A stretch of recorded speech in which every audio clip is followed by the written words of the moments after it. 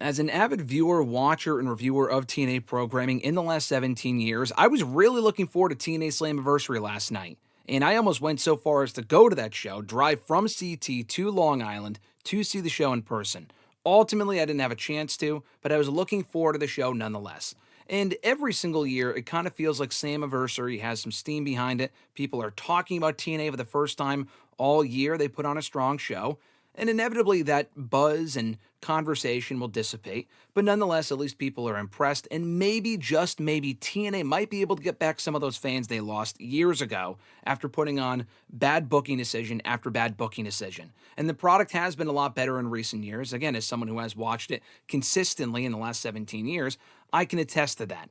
But it's hard to defend this company when they put on garbage like what we saw last night at the end of that pay per view. Overall, I thought it was a good show. I did not think it was one of their better shows.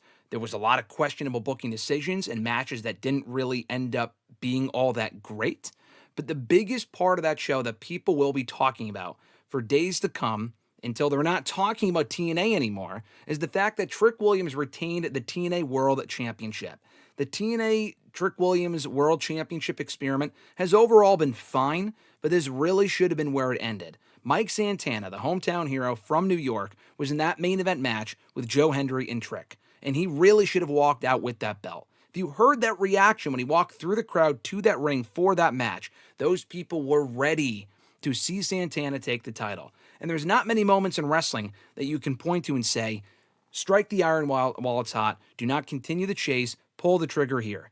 TNA, in typical LOL TNA fashion, did not pull the trigger last night and instead pissed off a lot of people.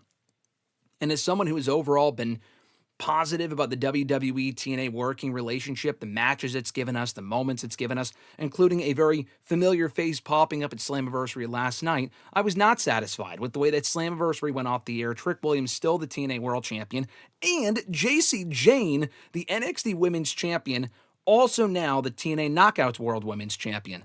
What are we doing here? TNA currently is not getting the better of this partnership in the interim. I'm not going to sit here and say that the partnership's been a failure, because it hasn't been.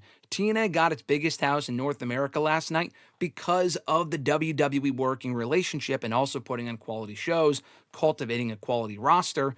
TNA had a lot to do with that as much as WWE did. So let's not sit here and say this working relationship so far has been a massive failure, because it hasn't been. But it could be if they don't turn things around and give TNA their just due by getting their belts back and putting them over WWE in the end. Will that happen? I'm not overly optimistic, but that finish the Slammiversary fucking sucked.